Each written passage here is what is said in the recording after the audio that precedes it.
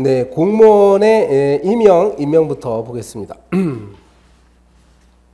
일반적인 공무원은 뭐 첫 번째 줄은 무시해도 되고, 일반적인 공무원은 쌍방적 행정행위라는 점. 행정행위입니다. 임명행위는 행정행위인데 상대방의 협력이나 동의가 필요해야 되니까 쌍방적이라는 표현을 썼어요. 자, 그 다음에 능력 요건 중에 여러분 암기사항 나오는데 공무원의 결격사유. 공무원의 결격사유니까 박스를 참조하시고요. 숫자가 좀 많아요. 다 혹시 기억이 안 나더라도 밑에 7번, 8번 있죠. 7번, 8번은 파면 처벌 받으면 5년. 그다음에 징계, 해임 처벌 받으면 3년은 꼭 지나야 됩니다. 성적 요건은 뭐 넘어가고 성적이 좋아야지. 성적 순서로 보통 되게 뽑죠. 효력 발생은 임용장 또는 임용통지서에 기재된 날짜의 임명입니다. 기재된 날짜라고 했어요. 그러니까 직접 임용장을 준 날짜가 아니라 기재된 날짜.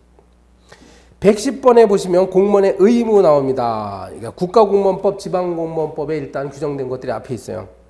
선서. 취임할 때 소속기관장 앞에서 선서해야 된다. 선서. 네, 성실히 직무를 수행해야 됩니다.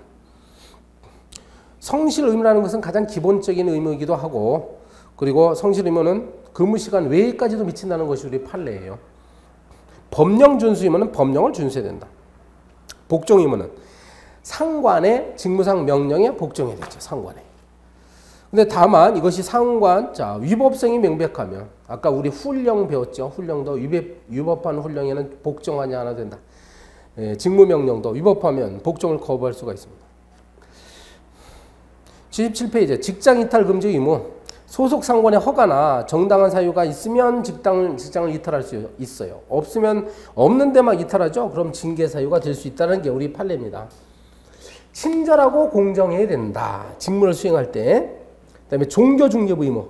직무 수행할 때 차별 없이 직무 수행이고 상관은 직무상 명령을 하면 안 됩니다. 그다음 종교 중립 의무에 위반되는 명령을 하면 안 돼요. 비밀 엄수 의무가 있다. 비밀. 재직 중은 물론 퇴직 후에도 알게 된 비밀은 지켜야 된다. 공무상 비밀은 실질적으로 판단합니다. 그다음에 증인신문. 요건 말하자면 왜 써있냐면은 이제 비밀 엄수 의무와 관련돼 가지고 공무원이 만약에 그죠? 증인이라니까 재판받는 거예요.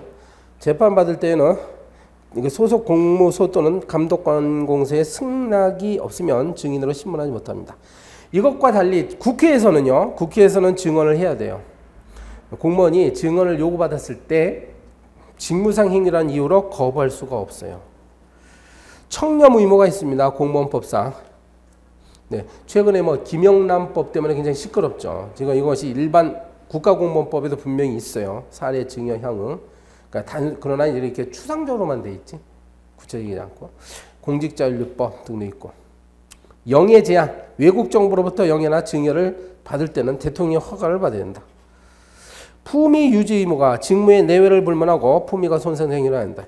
이 품위 유지 의무가 좀 특이하다고 했죠. 뭐냐 하면 다른 의무들은 직무와 관련된 의무들인데 요거는 뭐예요? 직무 내외라고 했으니까 사생활에 있어서도 품위를 유지해야 되겠습니다.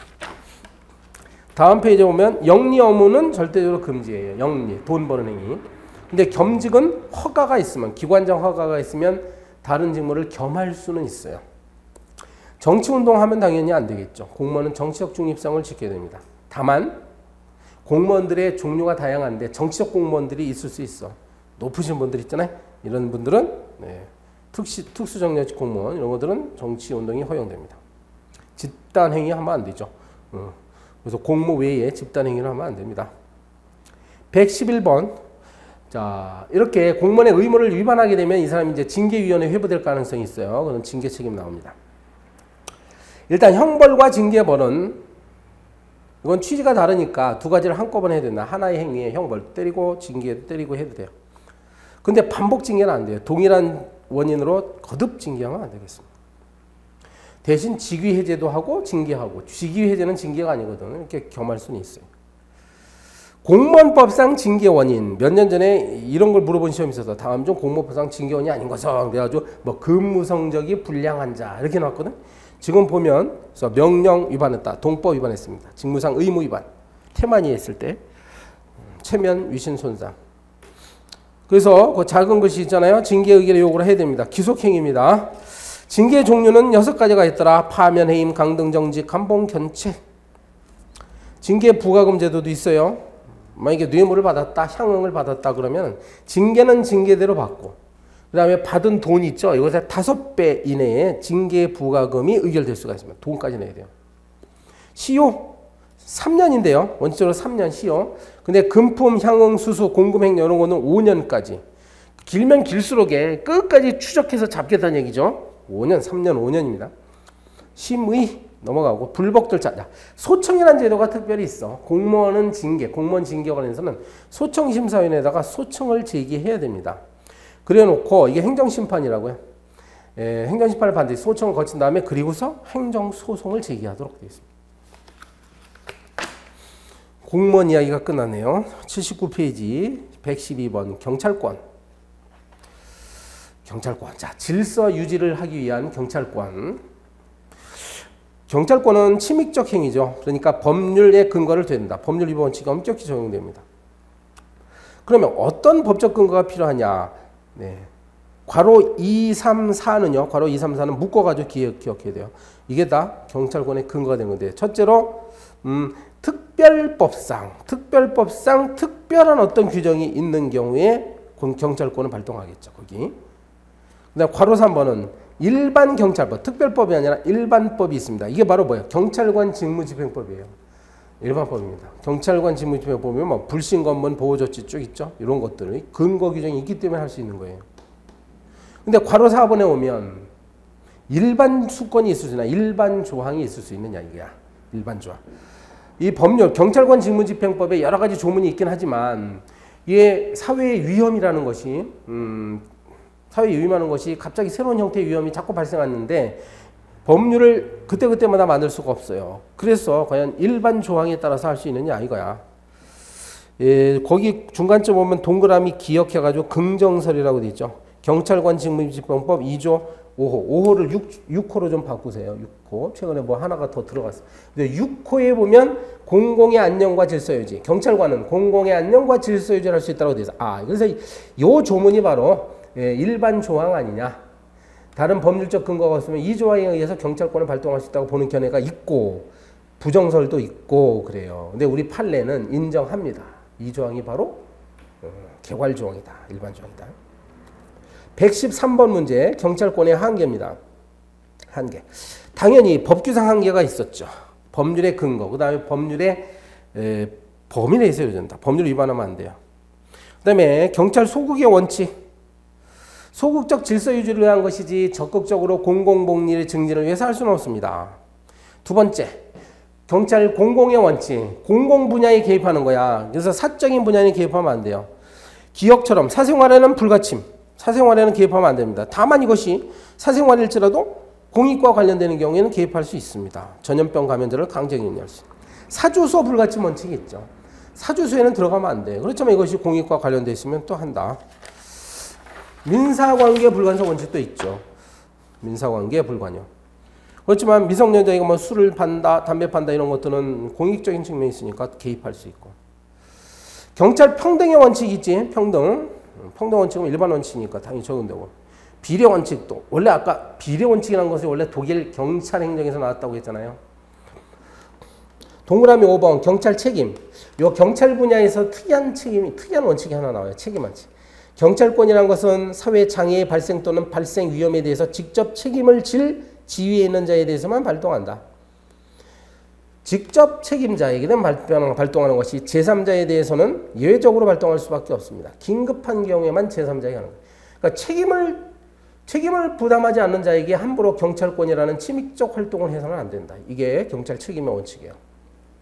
크게 행위 책임과 상태 책임으로 나눠지죠. 그런 경찰 위반 상태, 위험 상태를 발생시키는 어떤 행위를 범한 자가 그 위험 상태를 제거해야 됩니다. 근데 그 행위라는 것은 바로 경찰 위험 상태의 직접적인 원인을 가져다 준 인과관계가 있어야 돼요. 직접. 상태 책임은 뭐냐? 내가 물건이나 어떤 동물을 갖고 있음으로써 그것 때문에 위험이 발생했으면 내가 그런 물건이나 동물을 제거해야 되는 거죠. 상태 책임. 근데 현실적으로 보면 행위 책임과 상대 책임은 서로 경합할 가능성이 큽니다. 두 가지 같이 작용해요. 114번 문제 보겠습니다. 이번엔 급부행정 기본 원리. 급부행정이라는 것은 시민들에게 뭘 재화나 서비스를 주는 거야. 국민들에게. 그럼으로써 생활 조건을 보장하고 개선하는 행정을 말합니다. 여기에는 사회행정, 촉진행정, 급부 서비스, 공급상 급부 이런 것들이 있고. 기본 원리들을 보면요. 사회국가 원리. 네. 사회국가 원리. 국가는 국민의 생존권을 보장해줘야 된다. 대한민국은 사회국가를 지향하고 있죠. 보충성. 급부행정을 원칙적으로 급부행정을 최대한 해줘야 되는 것이 아니고 개인적으로 노력을 하도록 하고 그러나 개인의 힘으로는 어쩔 수 없는 공동체적인 구조적 문제가 있을 때 비로소 나선다. 이게 보충성의 원칙이죠. 법률 적합성 원칙은 당연히가 아니라 일단 법률 우위는 당연히 적용되고, 근데 이제 법률 유보라는 것이 이게 학설이 갈리죠. 오전 시간에 했는데 침해 행정 유보설, 침해 유보설 같은 경우는 급부 행정은 수익적 행위니까 법적 근거가 없어도 된다 이렇게 얘기하는지만, 뭐 전부 유보설이나 급부 행정 유보설 같은 경우에는 또 법률의 근거가 있어야 된다고 하잖아요. 이건 학설 대립의 문제입니다. 평등의 원칙, 당연히 평등하게 대우해줘야 되고, 비례 원칙. 비례 원칙이 꼭 나쁜 것에만 비례 원칙이 있는 것 같지는 않고요. 급부 행정에도 비례 원칙. 지나치게 국가가 어떤 국민을 도와줄 때 지나치게 너무 많이 도와주면 안 되지. 필요한 정도까지만 도와줘야죠. 이게 비례 원칙입니다. 동그라미 6번 부당결부 금지의 원칙이에요. 부당결부 금지. 부당결부. 그래서 직접 관련 없는 부관이나 급부 의무의 부관은 금지됩니다. 신뢰보호 원칙. 주는 거니까, 급부는 뭘 주는 거니까 거기에 대한 상대방의 정당한 신뢰가 있으면 이걸 함부로 박탈해서는 안 되겠어. 115번 문제입니다. 공물의 성립과 소멸. 공물의 개념. 공물이 뭐다 읽어보면 되고요. 공물의 종류 보시면 소유권자 기준으로 국유공물, 공유공물, 사유공물이 있어요. 국가 소유냐, 지자체 소유냐, 소유, 개인 소유냐. 그 다음에 관리주체와 소유권자가 동일하면 자유공물, 다르면 타유공물이고, 자연공물, 인공공물로 나눌 수 있죠. 국유재산법상은 행정재산과 일반재산으로 나누죠. 공물이 언제 성립하고 소멸하느냐 문제인데, 공공용물 같은 거, 도로 같은 거 있죠. 공공용물, 도로인데, 도로 같은 경우는 일단 도로나 하천을 말하는데, 하천 같은 자연공물은 당연히 공물이 됩니다. 자연적 상태에서. 근데 인공공물, 도로 같은 경우는 도로 지정 행위가 있어야 돼요. 즉 공용 개시 행위가 있어야 됩니다. 공용물 그러면 공용물 사실상 사용하면 되지 않아요. 공용물은 정부 청사를 말해요. 정부 청사는 어때요? 사용하면 공물이 됩니다. 공적 보존물은 뭐예요? 문화지지. 문화지. 그냥 공물의 소멸. 자연 공물은 자연 상태가 사라지면 그냥 없어지는 거예요. 이걸 뭐 공용 폐지할 필요는 없고. 그 다음에 인공공물 공용 폐지의 의사표시가 필요하고. 복잡하죠, 여러분? 복잡한. 제가 이런 시간에 얘기했는데, 남대문이 옛날에 몇 년 전에 불에 타 없어져, 남대문. 그러면 공물이 소멸됐냐 했을 때 아니라고 그러죠. 왜 그래요? 남대문과 같은 거는 공적 보존물로서 지정을 해제하는 의사표시가 필요합니다. 문화재청에서요, 이 남대문은 더 이상 국보가 아니다. 이런 해제 조치가 있어야만 안 되는 거지, 그런 적이 없었잖아. 그러니까 여전히 남대문이었죠, 그게. 불에 타 없어졌어도. 그래서 공적 보존물은 그렇습니다. 괄호 5번에 중요한 판례가 나와요. 하천이나 갯벌과 관련된 판례들인데, 이러한 것들은 아무튼 그 공용 폐지 행위가 있어야 됩니다. 국가가요, 이건 더 이상 갯벌이 아니다, 더 이상 하천이 아니다라는 그런 것들이 있어야만 된다. 여기 이제 다음 페이지 동그라미 3번 판례가 그렇죠. 동그라미 3번. 이 갯벌, 사실상 갯벌로서의 성질을 상실했다 하더라도 이것은 여전히 용도 폐지를 하지 않았기 때문에 당연히 잡정재산은 아니다. 행정재산이란 얘기예요. 116번으로 보겠습니다. 116번. 공물의 특징, 사용광에 나오는데, 융통성 제한이 있다. 매매나 증여 양도하기가 어렵습니다. 그 다음에 강제 집행하기도 어렵죠. 왜냐하면 공적인 용도로 사용되어야 하기 때문에. 취득시효도 이미 배웠어요. 취득시효.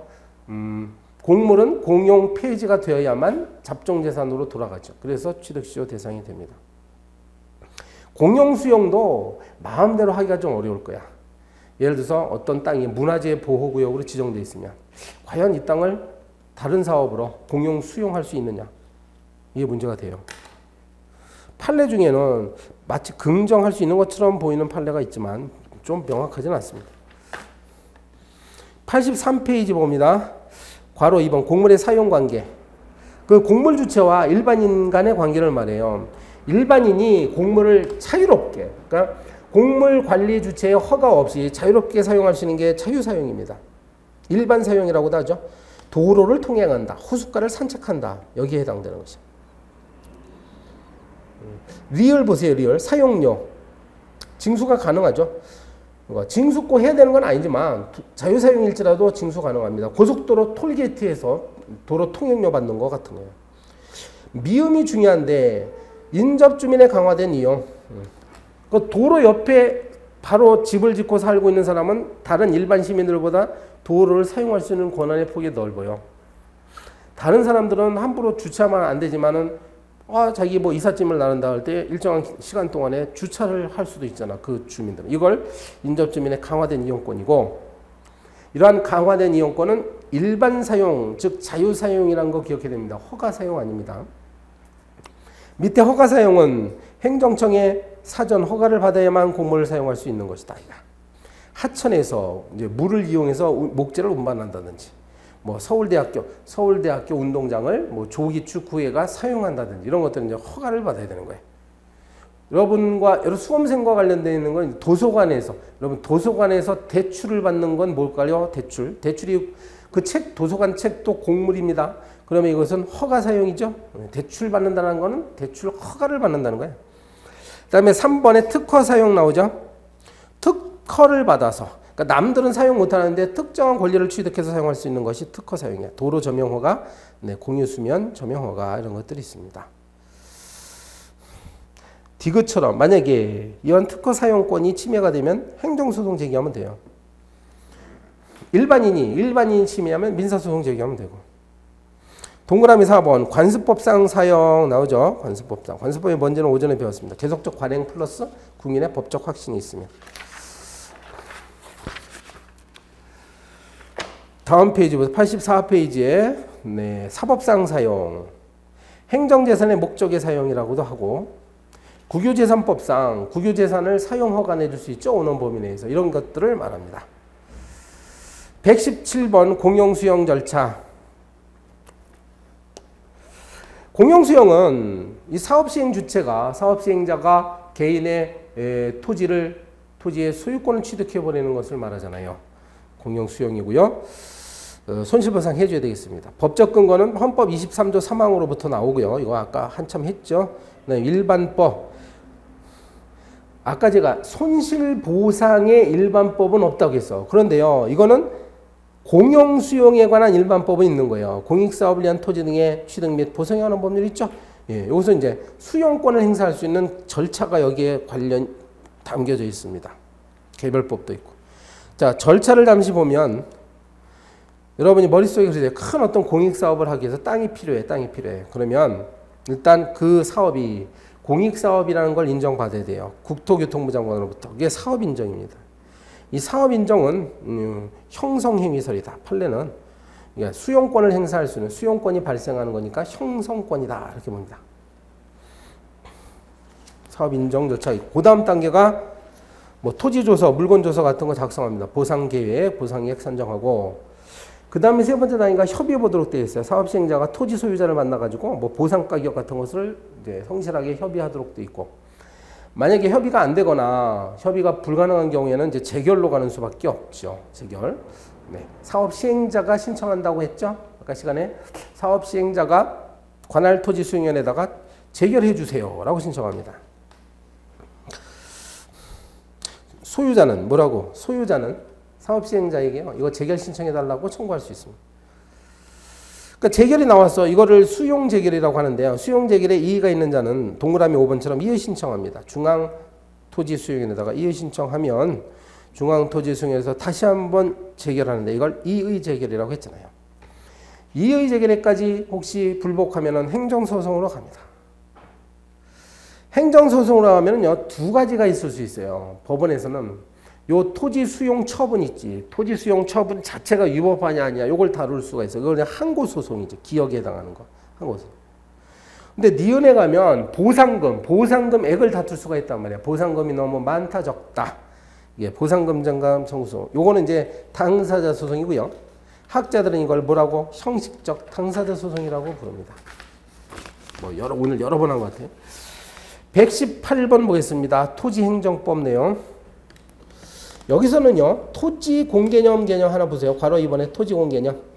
토지가 가지는 다른 죄와 다른 의미와 성격에 기초해서 토지의 공적 성격을 강조하고 토지의 이용 및 거래의 사적 자체가 초래하는 사회적 문제를 극복하기 위해서입니다. 토지공개념 개념, 토지공개념.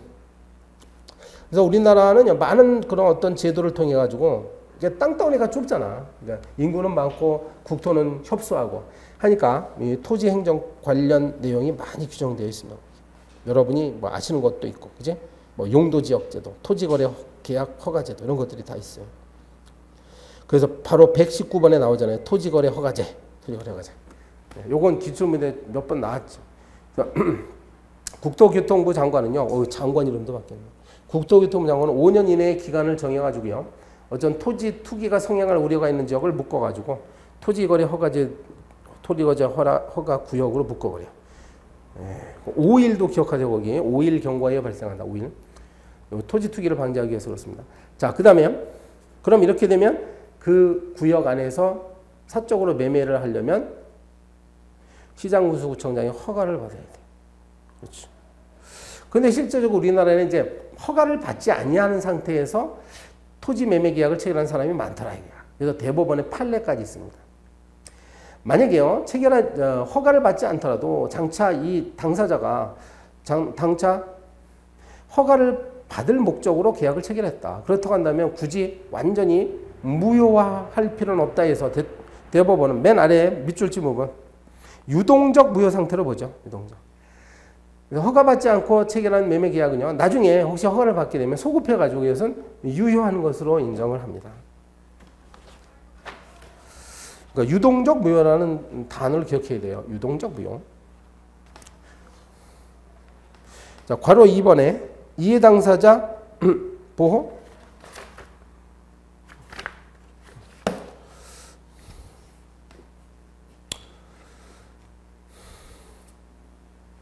만약에 허가를 받지 못했을 때, 뭐 당연하죠. 허가를 거부당하면 행정쟁송 제기하면 되고, 매수 청구 제도도 있습니다. 내 토지를 차라리 사달라. 괄호 3번 보시면 허가 없이 거래를 하면 민사상으로 일단 계약의 효력은 발생하지 않습니다. 계약의 효력. 왜냐하면 허가 조건부가 달려있기 때문에 안 돼요. 다만 우리 배웠다 오전에 이걸 인가라고 하죠. 인가. 그 개인의 법률적 행위의 효력을 발생시키는 인가. 거래계약 허가를 받지 않았다는 건 인가를 받지 않은 것과 똑같아요. 따라서 효력이 발생하지 않습니다. 다만 우리 판례는 뭐라고? 유동적 무효로 봅니다. 그래서 허가만 받으면 됩니다. 만약에 끝내 허가를 받지 못하면 이건 절대적 무효화 되는 거죠.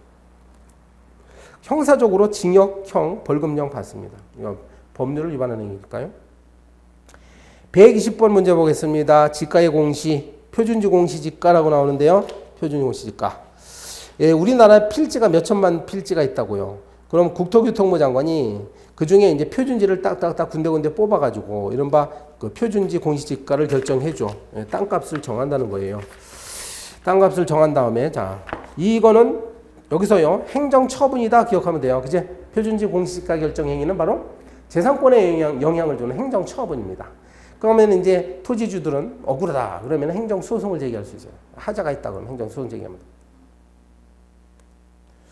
쭉 내려와서요. 괄호 2번 일단 보겠습니다. 개념을 일단 괄호 2번에 보면 개별 공시지가 나오지 일때는 이제 표준지를 국가가 정하면 이거를 시장군수구청장에 넘겨줘요. 그럼 표준지 주변에 있는 각 개별지 가격에 대해서는 시장군수구청장이 정한다. 이게야. 개별 공시지가 결정도 마찬가지로 처분이에요. 이거 똑같이 다 처분입니다. 처분이라는 얘기는 여기에 불복하는 자는 행정쟁송을 제기하면 됩니다. 뭐 하자의 승계라는 어려운 문제가 거기 나와 있죠. 그래서 지가 공시지가 이야기가 나오면 이제 꼭 따라다니는 게 하자의 승계야. 하자 승계. 한번 참고로 하세요. 중요한 건 아무튼 처분이다. 공시지가 결정은 처분이다. 처분성을 갖습니다. 88페이지 보십시오. 121번. 121번은 국유재산. 국유재산. 국가 소유의 재산이지. 국유재산. 여기에는 크게 종류가 행정재산과 일반재산으로 나눠지고 국유재산의 관리기관은 총괄기관이 기획재정부 장관입니다. 관리기관은 각 중앙행정기관의 장이 관리기관이고 이 강론 파트로 들어다 보니까 뭐 그렇게 마음이 좀 편해지네. 이게 막 아주 뭐 중요하거나 그런 건 없어요. 여러분 보면 국유재산 보시면요, 행정재산, 보존재산, 사용수익 허가 내줄 수 있다라고 배웠죠. 행정재산은 5년 이내에서 사용수익 허가를 내줍니다. 네. 사용료 받을 수 있죠, 당연히. 공법관계라는 거 꼭 기억하셔야 돼요. 국유재산법상 사용수익 허가는 공법적 관계야, 행정법 관계예요. 허가니까 그렇죠. 허가. 일반 재산은 뭐 시효 취득까지 가능하고 매각 가능합니다. 아예 팔아 넘길 수 있어요. 일반 재산. 국유 재산을 만약에 무단, 그러니까 허가 없이 함부로 사용하는 자는 변상금을 징수할 수 있죠. 89페이지 변상금 징수 120%. 122번 문제 보겠습니다. 조세법의 기본 원칙 나오는데 조세법률주의가 뭡니까? 조세법률주의. 조세를 부과하거나 징수하는 것은 반드시 국회가 제정한 법률에 따라야 되겠습니다. 그래서 행정부가 법률에 근거 없이 일방적으로 함부로 조세를 부과하면 안 돼요. 조세법률주의 그 구체적인 내용을 조금 알아야 되는데요. 과세 요건 법정주의 나옵니다.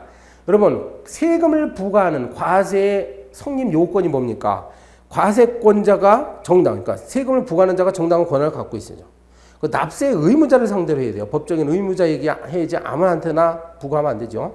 그리고 과세할 수 있는 물건이 있어야 돼요. 토지나 건물과 같은.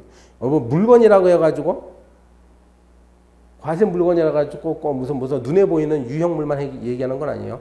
소득세 같은 경우는 소득액이 과세 물건이 되는 거죠. 과세 대상. 그다음에 과세 표준. 과세 물건에다가 세율을 그대로 곱하면 안 됩니다. 일정한 조건에 따라서 뭐 감액할 건 감액하고 그 다음에 남는 것이 과세 표준이고 과세 표준을 산출한 다음에 거기다가 세율 몇 % 딱 곱해요. 그러면은 세금 나옵니다. 아무튼 이러한 내용들을 전부 미리 법률로 정해야지 뭐 세무서장이 마음대로 하면 안 됩니다. 동그라미 3번에 과세 요건 어떠한 경우에 이렇게 과세할 수 있는지는 명확해야 된다. 법률 내용을 읽어봤을 때 법률을 읽어봤을 때 도대체 어떠한 세금을 얼만큼 거둬야 될지가 명확하게 애매하게 되어 있으면 안 됩니다. 이것과 관련해서 우리 판례는 이 과세 요건과 관련된 법률 내용은 함부로 유추 해석하거나 확장해서는 안 된다라고 분명히 말을 하고 있죠. 국민의 입장에서 보면 재산권을 제한당하는 중요한 사안이니까 반드시 법정 요건이 필요합니다. 예외, 뭐 지방세 관세가 있고요. 지방세법이 있다는 거야. 근데 관세, 그러니까 긴급재정경제명령이라는 형태로 세금 부과할 수 있어요. 이건 법률은 아니죠. 그 다음에 두 번째로 조세 공평의 원칙이 있을 수 있다. 조세 공평. 평등원칙. 그 다음에 조세 비례. 적필사항의 이 원칙이 여기에 들어가요.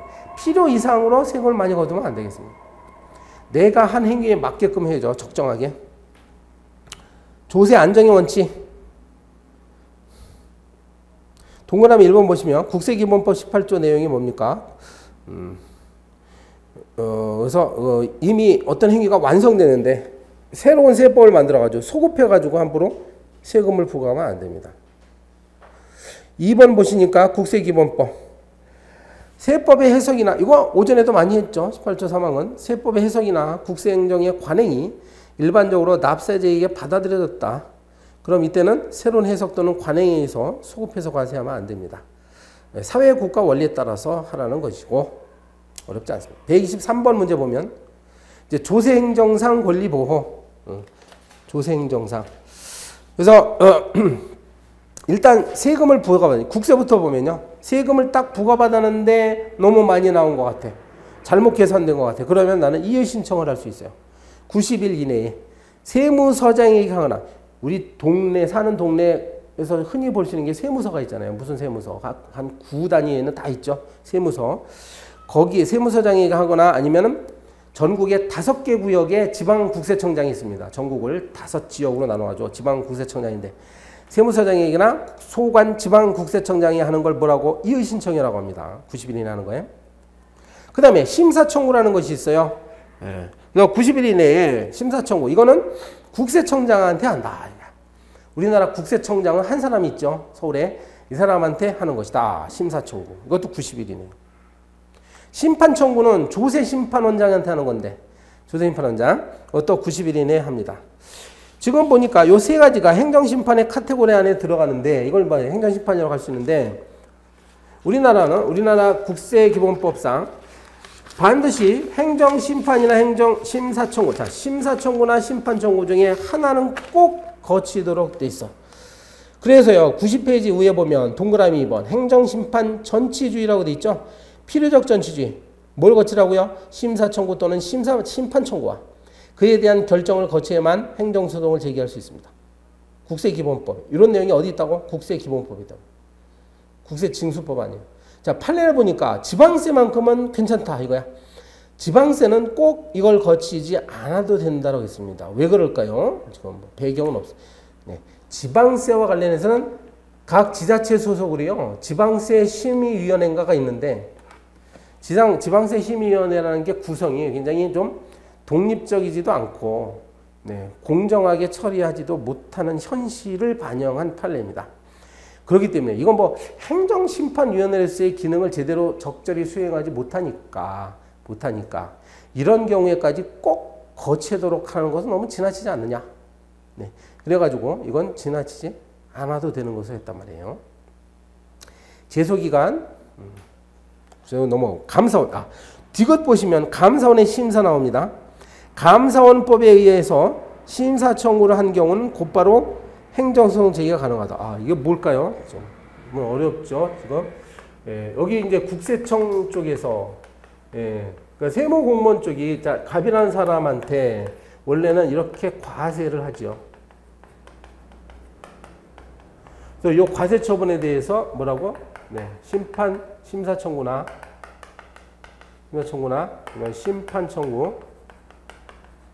심판청구 중에 한 개를 거쳐야 행정소송으로 나올 수 있습니다.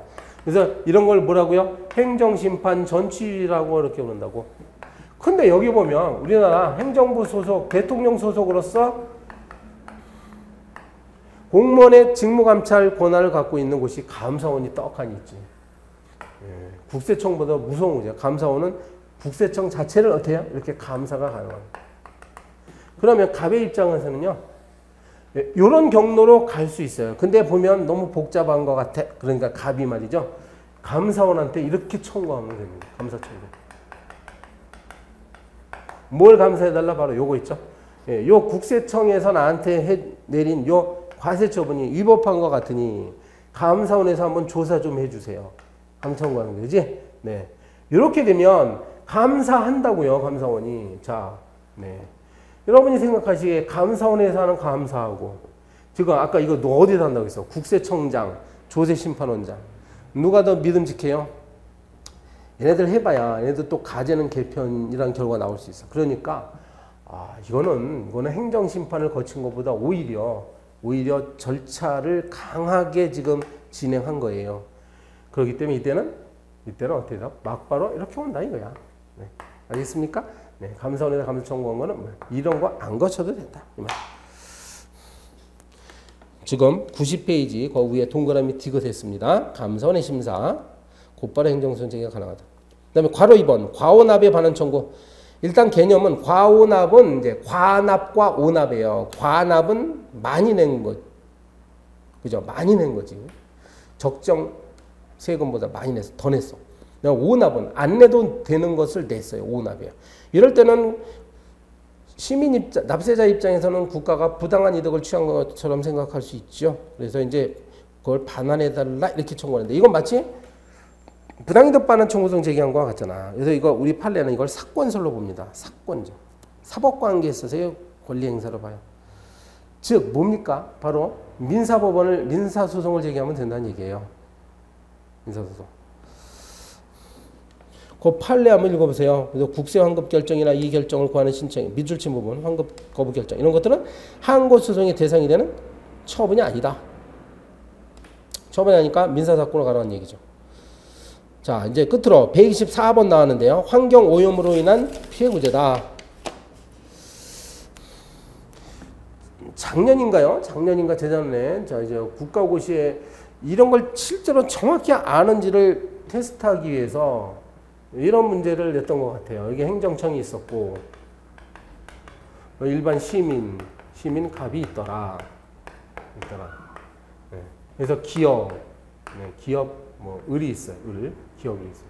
얘네가 이제 막 오염 물질을 방출하고 있다. 오염 물질. 그럼 이 사람이 이제 피해자예요. 환경상 이익이 피해를 당하고 있는 피해자다. 얘가 얘한테 공장 설립 허가를 내줬죠. 허가. 그러면 얘가 권리 구제를 받을 수 있는 방법이 뭐냐? 여러분 항상 민법까지 배우셨으니까 사법적 방법이 무엇인지 생각해보고 그 다음에 공법적 공법적 우리가 지금 하고 있는 행정법이 공법적은 뭐인지 생각해 볼 필요가 있어. 사법적 방법으로는 뭘 청구할 수 있어요? 뭘 청구할 수 있어요? 얘한테 이렇게 민사소송 제기할 수 있는 거죠. 민사소송 직접적으로. 그 다음에 요 사례에서 이렇게 민사소송 제기할 수 있을까 없을까? 우리는 행정청 오늘 배웠어요. 여러분 이렇게 제기할 수 있는 게 뭐가 있어요? 바로 뭐가 있습니까? 행정청이 요 오염물질에 대해서 직접 오염물질을 단속해야 됨에도 불구하고 그러니까 단속할 의무가 있음에도 불구하고 단속하지 않은 바람에 이 사람들이 피해를 입었잖아. 그러니까 이때 하는 제도가 바로 뭐야? 국가배상 청구지요. 근데 그 시험에서는요, 이제 여기까지 알았어야 돼요. 국가배상 청구하는데 그 근거가 뭐냐? 이거냐? 이거죠. 그지? 오염물질 단속. 그러니까 미단속. 단속하지 않은 것에 대해서 국가배상 청구이지. 이거는 뭐예요? 행정청이 공장 설립을 허가했기 때문에 국가배상 청구한다. 요 지문이 떴어. 그럼 틀리는 거라는 거 아시지? 공장 설립 허가 자체가 위법한 건 아니잖아요. 허가를 잘못 내준 건 아니야. 문제는 바로 여기에 있는 거죠. 얘가 위법하고 오염물질. 그러니까 그때 시험 문제 그렇게 나왔어요. 얘는 행정청을 상대로 공장 설립 허가를 내준 것에 대해서 국가배상 청구했어. 그럼 그건 틀린 지문이 되는 거죠. 사법적 해결됐죠? 사법적은 두 가지가 있더라. 이게 공법적으로는. 네. 공법적으로는 허가를 취소해달라 이런 거 청구할 수 있을까? 허가 자체를 취소해달라 이렇게 가능할 수 있습니다. 그거는 이제 얘네들이 어떤 법을 위반했어. 근데 관계법률에 보니까 이러한 경우에는 허가를 취소할 수 있는 권한이 저쪽에 있더라. 그러면 거기서 허가 취소권을 좀 발동해달라. 이렇게 얘기할 수는 있겠어요. 공법적으로는. 그리고 바로 환경분쟁조정위원회에다가 붙일 수 있습니다. 환경분쟁조정위.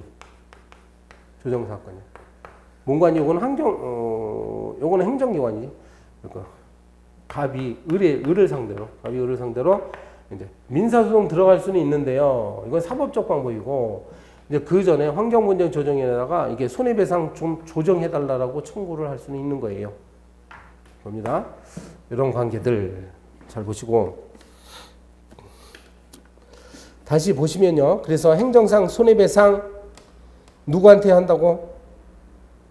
국가나 지자체를 상대로 하는 거죠. 공무원의 위법한 직무이기 때문에. 손실보상 할 수 있을까요? 이 사례는 여기 해당 안 되는데 국가나 지자체가 혹시 환경 영역에 있어서 적법한 행위를 했지만 개인에게 특별한 희생을 가한 경우에는 예를 들어서 발전소 주변 지역법이 있어요. 발전소를 건립한다는 것은 원자력 발전소, 수력 발전소 이런 거 건립한다는 것은 국가의 적법한 행위예요. 그렇지만 여기에 이웃 주민들이 특별한 희생을 당하지. 그럼 여기에 대해서 돈을 지원합니다. 뭐 사업자 지원 정책 이런 거 합니다. 이게 바로 뭐예요? 이게 바로 손실배상제도예요. 손실보상제도예요.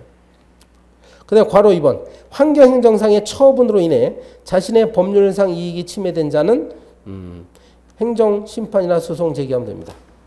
요 사례에서는 허가 자체의 위법성이 발견되지 않았기 때문에 행정소송을 제기할 수는 없어요. 근데 만약에 어떤 다른 사례에서 공장 설립 허가를 내주는 과정에서 허가가 관련 법령을 위반한 형태로 허가를 낼 가능성이 있죠. 그러면 이 공장이 설립됨으로써 그런 환경 영향권 내에 있는 주민들이라고 한다면 그 허가 자체를 취소해달라고 하면서 행정쟁송, 즉 행정심판이나 행정소송을 제기할 수 있게 됩니다. 그런 말이에요. 거기 발전소 사업. 우리는 많은 판례들을 배웠어요. 발전소 건설 사업이건 댐 건설 사업도 있었고, 화장장 설치 사건도 있었죠. 여기서 핵심 단어는 뭐예요? 맨 아래 환경영향평가 대상지역, 아래에서 두 번째 줄은 환경영향평가 대상지역 안에 주민들은 어떻다고요? 보호되는, 법률에 의해서 보호되는 개별적, 직접적인 구체적인 이익을 받고 있죠. 그렇기 때문에 소송을 제기할 수는 원고적격이 인정됩니다. 대상지역 밖에 있는 주민에게는 원칙적으로 인정이 안 되지. 근데 기억나세요? 새만금 사건에서는 판례가 변경됐죠. 그래서 이 환경영향평가 지역 바깥에 있는 주민일지라도 수인 한도를 넘는 환경상 이익이 수인 한도를 넘어서 침해될 우려가 있다는 사실을 입증하게 되면 그때는 원고적격이 인정이 됩니다. 괄호 3번에 보시니까 행정개입 청구권, 이런 오염물질이 마구마구 쏟아져 나온다. 그러면은 단속할 수 있는 건 원래 재량행위지만은 그때는 기속행위로 변합니다. 그러니까 재량권이 0으로 수축돼서 이때 이 사람들은요, 행정기관에 대해서 뭘 청구할 수 있어? 이거 단속해달라. 이렇게 청구할 수 있는 거예요. 이걸 학문적으로 얘기해서 행정 개입 청구권이라고 얘기합니다. 괄호 4번에 바로 환경분쟁조정위원회 나왔잖아요. 이거. 그래서 중앙환경분쟁조정위원회, 환경부에다가 합니다.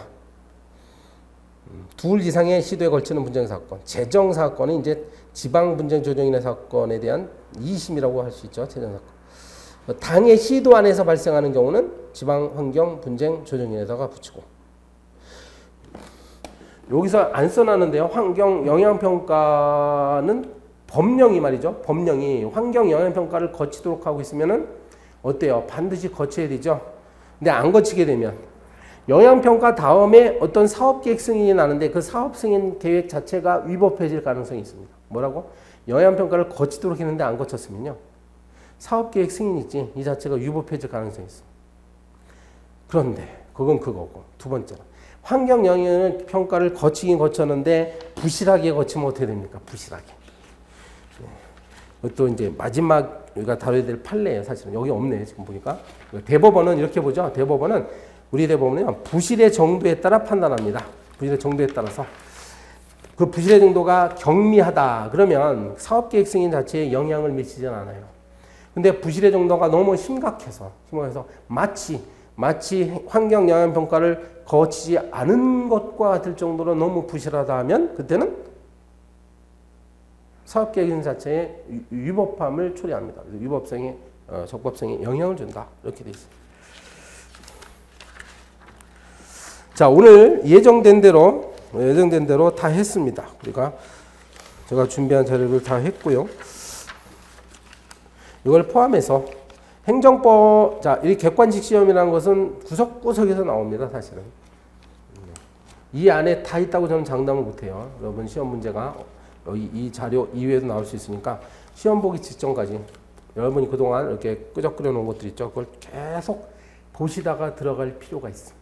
그러면은 합격 점수는 충분히 받을 수 있으리라고 봅니다. 네. 마지막까지 열심히 하셔서 원하시는 대로 1차 합격하시고 그 다음에 2차 시험 공부 또 열심히 하시고 자 이렇게 되기를 기원하겠습니다. 네. 오늘 수고 많이 하셨습니다. 고맙습니다.